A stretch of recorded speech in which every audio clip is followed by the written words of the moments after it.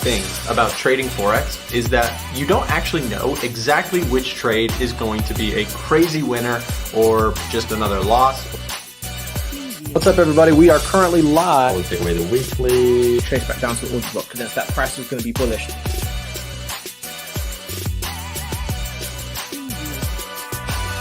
Point sort of chasing the market. I was more than happy to stay flat. Hello everyone.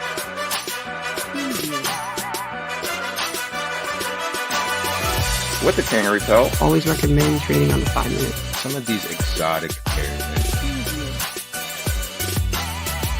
pretty steady uptrend, making these higher highs and higher. Mostly trend following the stimulus in a certain way.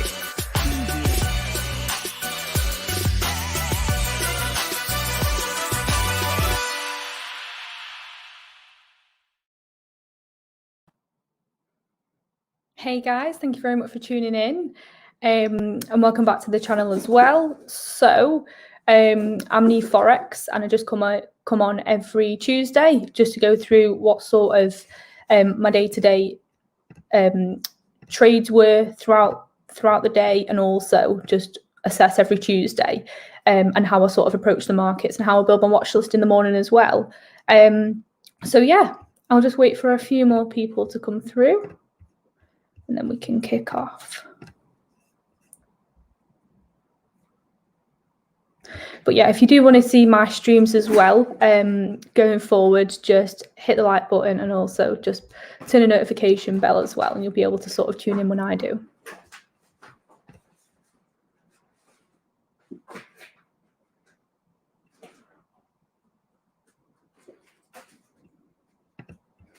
So yeah, just let me know if there's any sort of sunlight blocking myself as well, because it's really, really sunny today in the UK. So yeah, it's been a really nice day.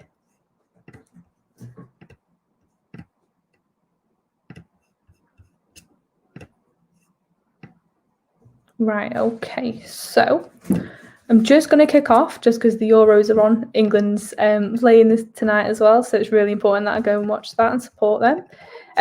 But yeah, in the meantime, I'll just kick off.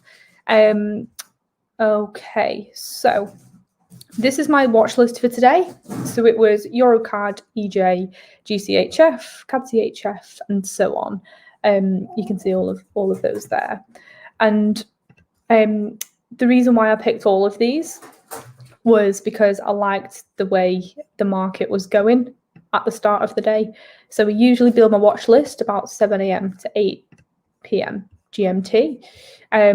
So yeah, that's what I'd be really looking for, is a liquid 50 within one zone. So with it being above the stationary 50, that means that I'd be looking to sort of get a long position with this sort of trade. And then also I'd be looking for sort of overbought and oversold opportunities, and just seeing if there's any sort of room for me to sort of get a counter trend trade on there.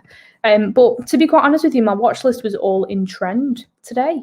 And thanks for tuning in, guys. I can see there's a few people there in the comments.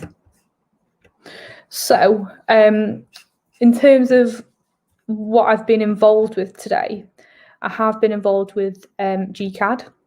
So I did actually trade GCAD. So I'll go through with you a little bit about that later on.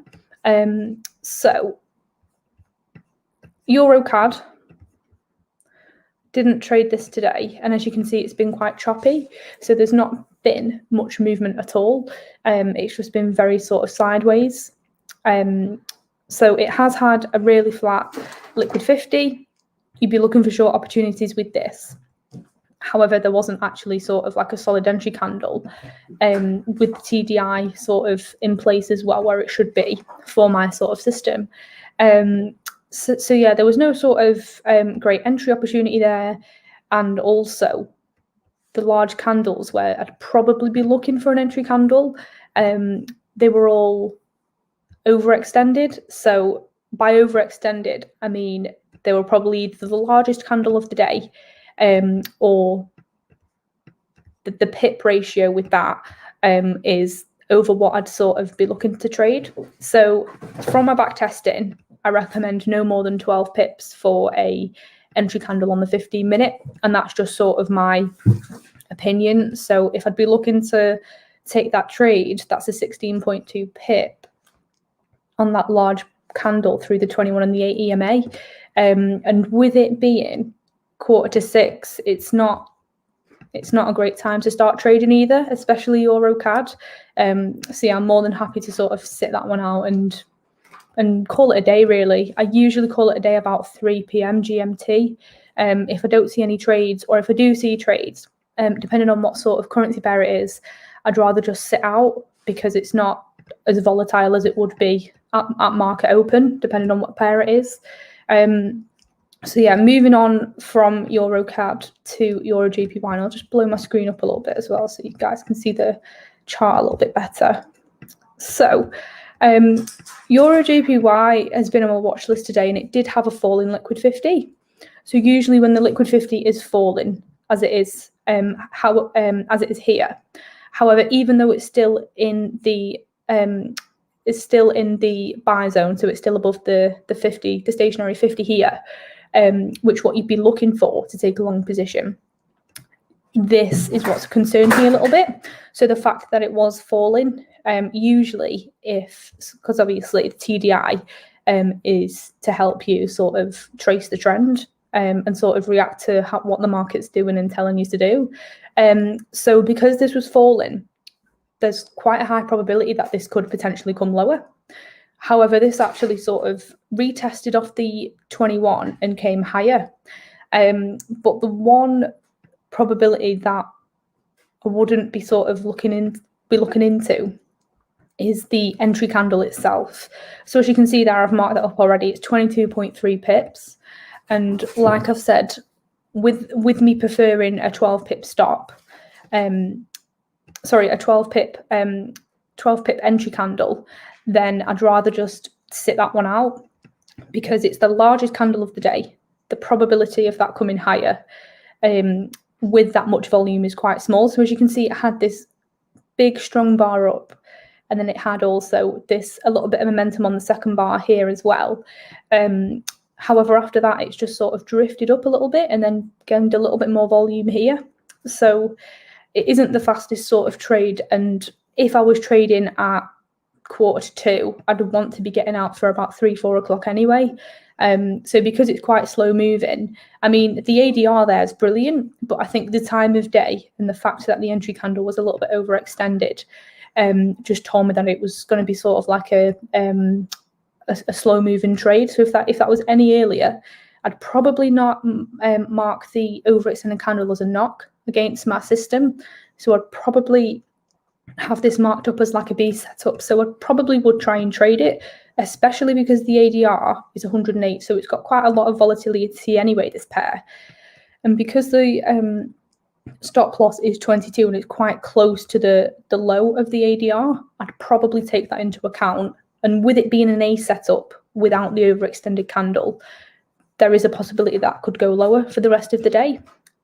But with my sort of with the funding system that I'm trying to use, which is Traders for Traders, it doesn't allow me to sort of swing trade. It's all day trading. And the reason behind that is just because they like the fact that you're a day trader. They like the fact that you're in and out of your trades. And I do think that is sort of like a pro with trading sometimes. Sometimes you can over expect from trading. So sometimes I see people being up 6-7 hours and then thinking, oh, I'll hold this overnight, and then just not sort of manage to trade properly. So not moving the stop loss higher, and then they're sort of getting stopped out when they could have even at least took some sort of partial profit. So I understand why Traders for Traders might stop me from trading after 7 p.m. But yeah, I'd be looking to get out of this trade before 7, so I'd probably be closing it about half an hour before now, which would probably give me 1.5R. But with me going for 2R initially, I'd just rather let that sort of ride itself out. So yeah, that's why I was happy to just sort of stay flat with Euro JPY.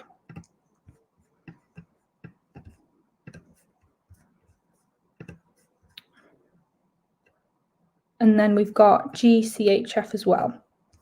So GCHF, it did actually come lower today. So it actually pulled straight through into the sell zone. And usually what I would do with this sort of setup, I would usually sort of cross this off my watch list, but I independently kept this on my watch list just to show you guys that sometimes my watch list doesn't sort of show on every pair, and it won't do, because obviously it's all about probability. So sometimes you get liquid 50s that look perfect towards the start of the day, and then as soon as London Open comes, they can sort of reject to the downside. But I think I know the reason why this might have come lower today, because I can see that sort of zone that was marked up there. So this sort of region had 3 knocks to it, so you could see the sort of the probability of that coming lower today. However, obviously there's going to be a lot more to that other than that just little piece of analysis there. Taking that on the half an hour, that probably comes all the way back to last week, the 18th. So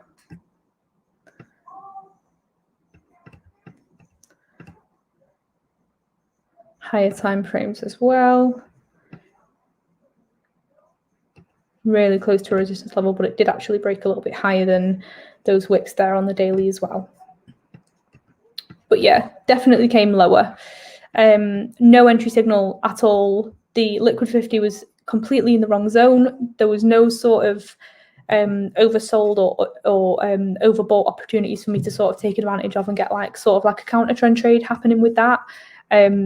So yeah, what I would usually do, so if I weren't sort of keeping this on my watch list for you guys, I would just happily sort of cross that off and focus on the other pairs that I've got, because it sort of eliminates the noise and how much time that I'd be wasting on sort of pairs that I don't need to look at, because they've already sort of crossed all my unticked all my boxes for me to actually look to trade an opportunity with that.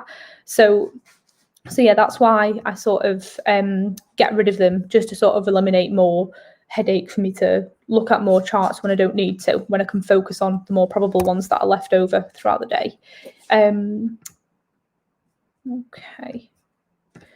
So yeah, CAD CHF, again, it moved quite similar to Euro JPY. So with the liquid 50, it did come lower, as you can see. There's definitely a decline with that, but it didn't come lower drastically. It was still quite flat as an average. But yeah, this definitely did come higher, and it did break the Asian range as well. So the entry candle with this, it was an okay entry candle, wasn't the greatest entry candle out there. It did close above these wicks, which I did like about it. However, it was the TDI itself. So it was almost perfect, but it just wasn't something that I'd consider to tick my boxes. Some people might consider trading that, some people won't. But if I sort of blow this up on my screen, you will be able to see there that the trend line and the RSI, they weren't exactly above the liquid 50. They were sort of breaking above, and they wasn't in a correct sort of format if I was to take this 15 minutes later. So do you see that difference with the TDI and the trend line being on top rather than being a little bit under on the second one? And that is all about just sharpening your edge. And that's what I mean about coming to the charts, making sure everything ticks your boxes, no matter how much you feel like you're sort of being fussy, or you feel like there's no sort of reason to not trade it, you're always looking for something to sort of make you want to second guess your trading. Because I've been in situations where I've took a trade and I've thought, why haven't I realised the mistakes that I've already got myself into? I've seen the warning signs there after the trade. When you take a losing trade and you try and study it yourself, you're sort of trying to understand the reasons why you've gone wrong, because you don't want it to happen again. So you try to understand as much as possible.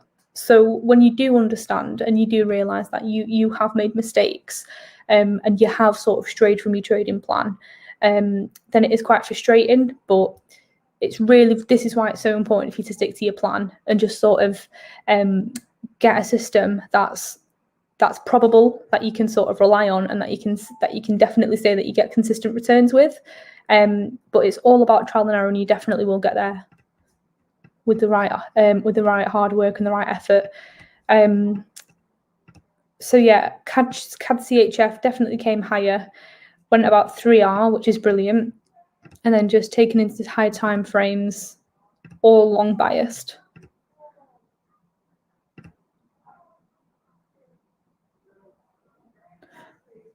So yeah, that could have been an A setup if the TDI was a little bit better, and I wouldn't even trade that because that's the one thing that I do need to be perfect, is the TDI and the entry candle. Those two together, when they're sort of aligning with each other, they're just such a good, powerful tool to use. I can't really fault them.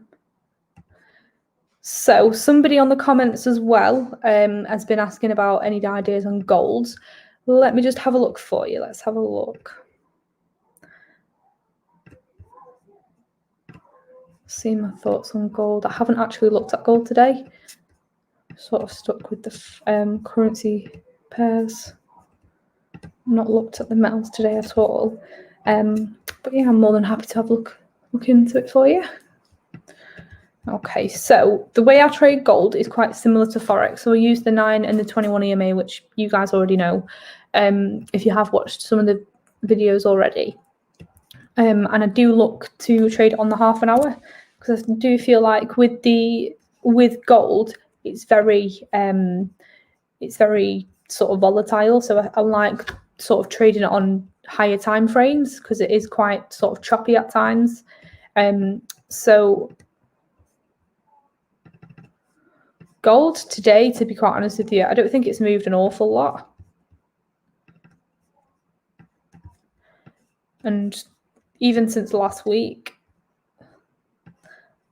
and the start of the week, it's just been very sideways, like as you can see. So there's not been much movement at all on gold. So because of that, I don't see any sort of risk reward. I don't see any sort of great movement there. So yeah, there's absolutely nothing really, especially if I'm looking to trade off these sort of key levels off the 21 and the 9 EMA, and the fact that the only sort of entry candle that presented was at 1:15. But other than that, I'd be trading towards this sort of key zone that price has been sort of rejecting off. So yeah, there was no risk reward to that either. So yeah, not much movement on gold today. Anything that I've missed on gold? Has anyone been involved with gold? Just pop it in the comments. And then JS has asked for EU. Okay. Well, it didn't actually fit my watch list today, so it mustn't have ticked my boxes.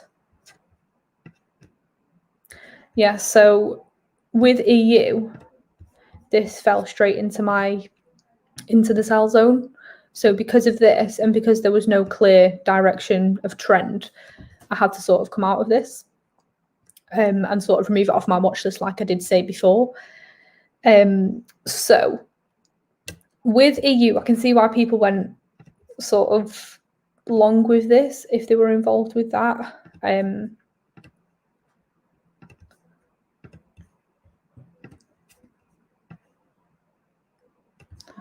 To check some news as well, just checking my FX book as well. So for fundamental analysis as well, it's important that you avoid trading when there's high risk news. So that means how much it's going to impact the market. So sometimes you can get US dollar news that can shake the whole market. Sometimes you could just get Swiss news, pound news, and that will just sort of shift those currency pairs. So you've got to be careful, and especially you need to know what sort of news that's coming out. Is it going to actually impact the market? Is it something that isn't something that you need to worry about? So every day I check my FX book and I check the economic calendar, and you can use Forex Factory and loads of different sort of different platforms for your economic calendar. But it does help, especially if you're looking to get into a trade and you're looking to go short. And then there's the probability that euro US dollar, there's probability that the euro's going to come bullish. That will prevent you from sort of getting into the trade, because it will give you a probability that price may come higher depending on what sort of news does get released before you go and trade that. So it's really important just to see what's sort of out there, what's going to happen, just to sort of get you prepped for the day as well. So yeah, no sort of important euro news that was out today. I mean, at 3 o'clock there was the home sales news for the US dollar. It was pretty much on schedule. So it's pretty much in the middle in terms of the reading. So it's not like a drastic increase. So yeah. Just want to check the time frame here as well. Yeah, so we're on the 15-minute currently. And then I just want to mark up the Asian range as well, because it definitely did break this today, which is good. Just more probability that the market's going to be a little bit more volatile than usual. And then in terms of an entry candle, there isn't much there for me. If I was sort of coming off this zone, and because it's above the daily pivot, which is brilliant, I'd probably say my best bet would be off this candle. So it's off the 20. It's still got the 8 EMA on top, which means that it's still sort of holding that long bias of trend. And then you've got the 21 EMA as well. So it's sort of it's come up, retested, and sort of bounced off there. So I'd probably put my stop loss to the daily pivot. That's what I'd be looking at putting my stop to. And then you can use these sort of daily pivot points as risk reward sort of areas. So you can go R1, R2, and then you could even go all the way up to the ADR if you wanted to. But that is a big movement from EU. So like I said before, it's entirely up to you if you'd be looking at sort of swinging that overnight, or whether you'd be looking at sort of taking that a little step lower and sort of coming out of the trade and being happy with just below 3R, 2.75R really. So yeah, I mean, it was a good sort of idea there with EU. The technicals are definitely long biased. Let me just double check the higher time frames. Yep, long biased. By short biased.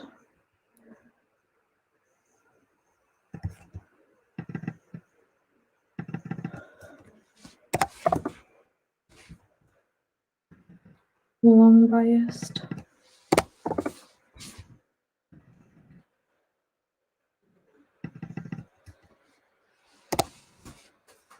Yeah, so it's mostly long bias, and a few of the high time frames were short bias there as well. But yeah, overall, it would be sort of direction of trend. However, it's just the liquid 50 on the 15-minute. So I'd be looking for this to be in the buy zone for me to sort of get an entry signal on that.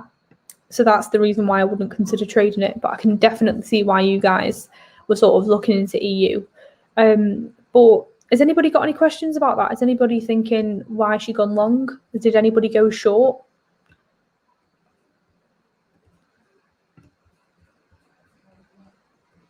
Sorry guys, I've got a cat.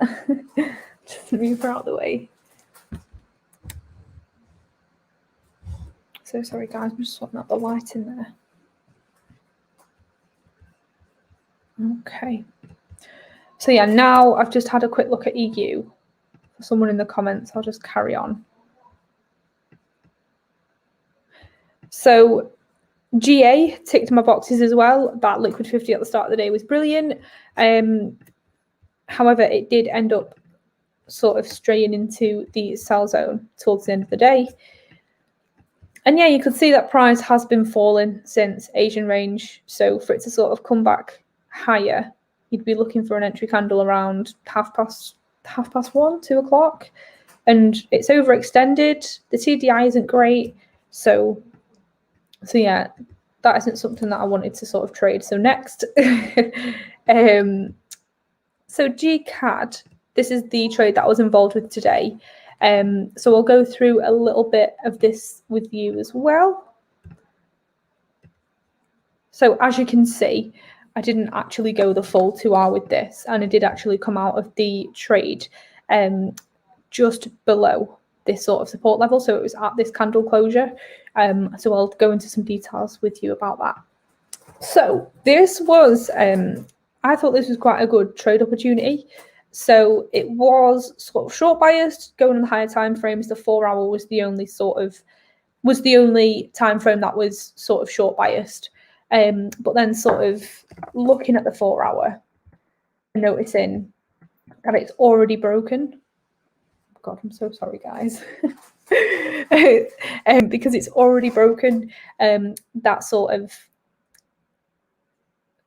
of region of coming lower off the 8 EMA. I thought maybe it's time for this to come lower, sort of retest the 21 and come back higher. Maybe I could do like a little short opportunity with this.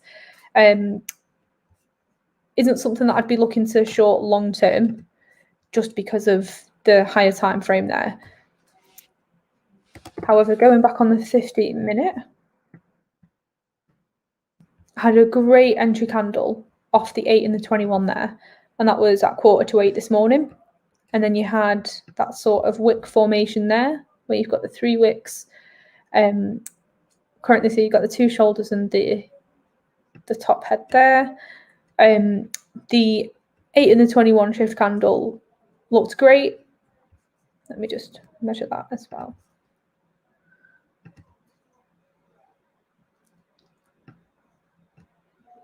Yeah, so that was 9.5 pips entry candle. So it's within range. It's within my 12 pips. So that ticks my boxes as well. And it was the TDI. The TDI was great. So you had the liquid 50 on the top, and then you had the trend line and the RSI cross as that trade sort of closed. And I always look to trade at the candle closures. So I know a lot of people trade when the candle that they're sort of trading off is still sort of active. That is one thing that I'd highly recommend you don't do. And it's because you don't know what's going to happen with that candle at all. So just as an example, you can see the candle after at 8 o'clock, it came all the way lower and rejected all the way back. And that's within the space of 15 minutes. So if you go to take a long entry off here and price starts sort of retracing, it goes the opposite way and retraces, it's because you weren't patient enough with the entry candle. So you need to take a lot of consideration into when you're trying to make a trade. You need to make sure everything ticks your boxes. And if nobody knows what I mean by tick their boxes, then reach out to me, because you need to know that you need a trading plan. And there's definitely different ways and avenues of where you can get your trading plan, or even build your own. It's not difficult to build your own trading plan, and you can sort of suit it to whatever you need to what you need to assess, and you can back test absolutely anything, especially with the trading plan that you form. So yeah, it's really, really important to sort of come to the desk every day with a plan. So as I was saying here, with the entry candle, that was perfect. TDI was brilliant as well. not really much that I can sort of complain at with that. It was broken the Asian range. There's no sort of overbought or oversold regions here, so I was more than happy to sort of take that as a short opportunity. And it was below the daily pivot, so that was just an added sort of confluence for me. So this, I did have this marked up as an A setup. So maybe if I was a little bit, quicker with my entry, and the spread didn't sort of make me get in at such a late price. Say I got in here, that's 2.34R, and that would have got me 2.13. So maybe if I got in, earlier, I would have got my 2R. However, I did get in this trade a little bit later, or I should have sort of got in, depending on what my sort of spread was. I didn't really take the spread into account. I just seen the entry candle and thought, oh, brilliant, this is a great opportunity. And the spread was a little bit larger than usual as well. So that sort of threw me off a little bit. But apart from that, as long as my sort of direction of trend is right, then that's all that really matters. Because yeah, maybe I didn't get the great risk reward out of it, but it still came lower and I still made 1.5R off that. So a few people in the comments there, just before I ramble on about this. So quite young, I'm not sure how I can make a trading plan. So there's videos out there, like how to make a trading plan on YouTube. There's so many useful videos. There's people that have PDFs and spreadsheets there ready for you. Like, it's so easy to sort of get your resources currently. And if you are struggling with that, then reach out. But my first instinct would just go straight to YouTube, because there's so many free videos that are really, really helpful. And if you've got any questions, or you're sort of skeptical about what this trading plan is and what these people are sort of wanting you, how they're wanting you to trade, let me know. I'll be able to have a look at it and see whether, and give my sort of opinion in the trading plan and the strategy that those people are sort of giving you.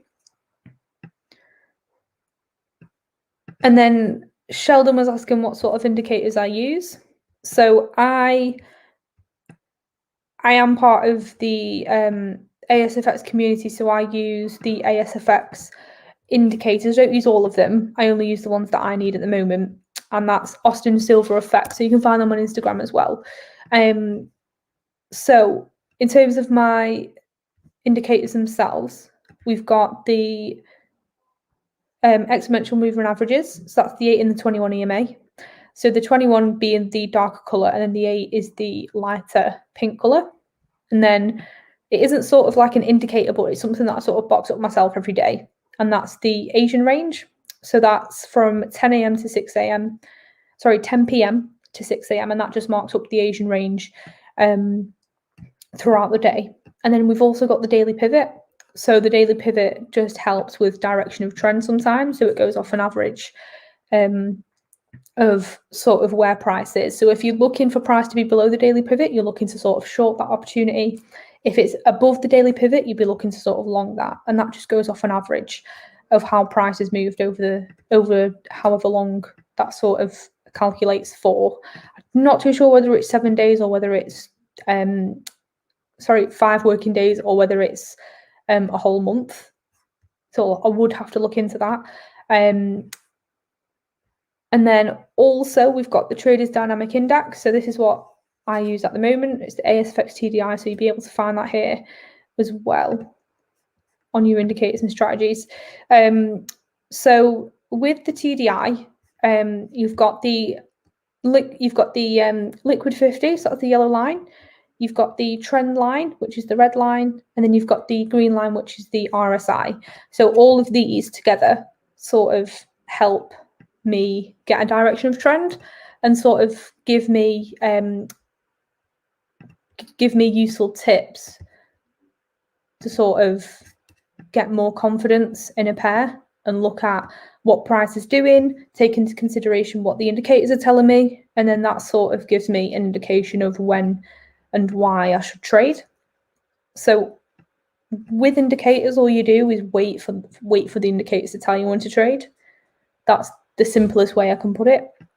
Wait for them to tell you. Don't sort of force any trades, because these indicators are here to guide you. And if you listen to them, they will pay off. But if you don't and you stray from your plan, that's when you can get caught up with these indicators. So just make sure that you find a pattern with indicators, make sure that they sort of collide. You see a relationship between them, you see it's paying off on your sort of back testing strategy, forward test it on a demo account, and if you're still successful, then go ahead and potentially look at trading that and building some capital with that as well. And then the ADR is the average daily range. So I just look at how much price moves throughout the day as an average. So 85.88 is the average amount of pips that GCAD moves in a day.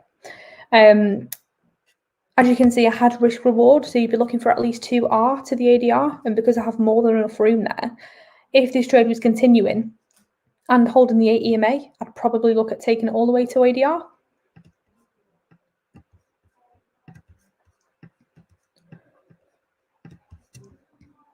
So yeah, the reason why I got out of this trade early was because of this sort of zone.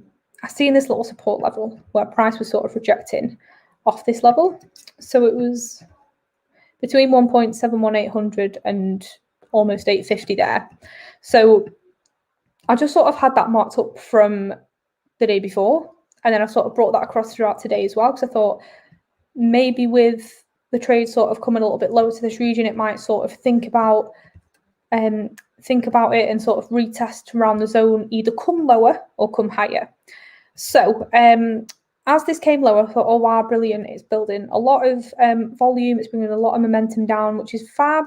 And then I had this sort of candle here sort of break below, and I thought, okay, this is promising that it might come lower. I might be able to get a successful 2R, if not maybe more. And then I noticed that the candles sort of lost momentum. So they were coming lower, but they were sort of retracing back up. And that sort of pattern of wicks gives you the indication that price is going to move, meaning that it's going to move sort of in the opposite way. So because of seeing these candles, that was a red flag for me. And then the other red flag was the fact that price was actually oversold. So because it's oversold, it's hit this 30 region. So when it hits the 30 region, that means that it's been oversold. That means that there's only so much that the trade can move. And when it's been oversold, usually 9 times out of 10, you look to sort of get in like a rejection trade and sort of that retracing off the level and coming higher, because there's only so much that price can move within the day. And then usually if it's overbought, you'd be looking at reaching the 70 zone or coming lower. So yeah, that's how that works with the overbought and the oversold. So because it was oversold, there's a probability that price may come higher. So just to sort of reserve capital, I just thought I can either come out and sort of use those as my 2 exit signals, or I can keep it running and leave my capital.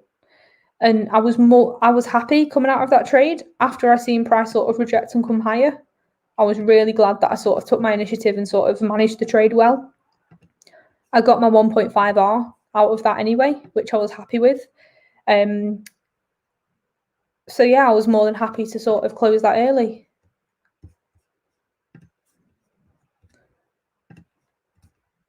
So yeah, the one thing that I'd recommend me do next time is just probably getting involved a little bit sooner and being aware of the spread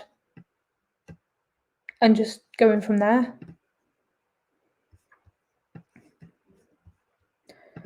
And GN is another pair that I had on my watch list, where it was in the buy zone and it did creep into the sell zone later throughout the day. So again, this is something that I would have sort of ticked off my watch list. However, with it coming into the sell zone, it has just fell completely today. So if you were looking at shorting this, you could get at least 3.5R out of that, which is a decent trade.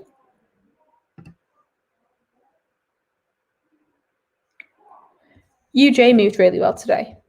It was a great flat liquid 50. I actually thought I might have had like an entry signal off this today, but it didn't actually present. So as you can see, the only entry signal that I'd be looking for is off this 21 EMA region here. And it's not that much of a strong candle at all. And also look at the TDI. You've got the liquid 50 on top still, which is just a massive red flag for me. The Asian range is broken, which is brilliant. And then you've got these wicks here, all 3 wicks that just sort of rejected the upside. Don't get me wrong, you do have a few of these wicks here as well. And you do have that sort of little formation there to say that price will come higher. But even taking it there, TDI isn't great. So yeah, no entry signal there, but it did come higher. Did almost go straight to ADR, so would have been a good move if it ticked my boxes. Was anybody involved in UJ?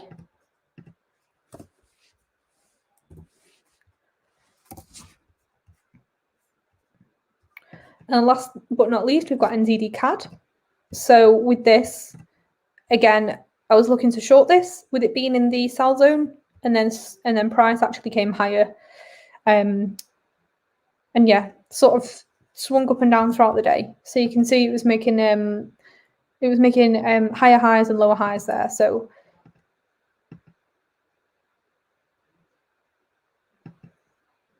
there was no divergence there either. So no bearish divergence here that this is going to go higher either. So if this was in the buy zone, maybe I'd be looking at entering off that candle. That would have been a great opportunity. Other than that, it's just not worth it because it's short biased. So yeah, in a nutshell, that's what I've been looking at today. There's not been much, but I'm glad that I've been involved. I do love being involved. I love trading. You spend a lot more time back testing and trading than actually being involved with the markets, and that's with anything. It's like when you play football, you take more time training in football than actually being on the pitch. So it's like everything that you need to do. There's always hard work, and there's always sort of like a backbone that you need to find for yourself, just to sort of motivate you.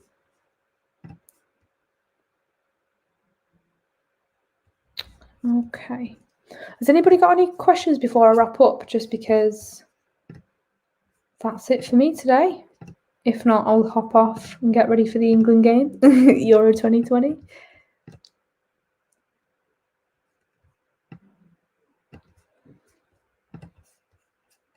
Okay, guys, right. I'm going to call it a night. Thank you so much for tuning in again. I really appreciate that. And if you need to reach out to me, just get in touch on Instagram. So that's at Niamh Forex, and same again on Twitter. So at Niamh Forex. And yeah, if you just want to keep seeing me weekly, just give me a like as well. And who's blast off access? What indicator is at the bottom? So that's the Traders Dynamic Index. So that's the TDI. So you've got the liquid 50, the trend line, and the RSI along with that. So if you replay the video, you'll be able to see exactly the details that I've gone into with that. But yeah, thank you so much for tuning in, guys. Really appreciate it. And just comment below if you've got any questions. Hey guys, thanks for tuning in to today's stream. I hope you enjoyed that. Make sure to follow today's guest, by the way, on social media, and don't forget to subscribe to A1 Trading here on YouTube for more market coverage, trade ideas, and special guests. Our streams are made possible thanks to our sponsors, all of which can be found down below in the description.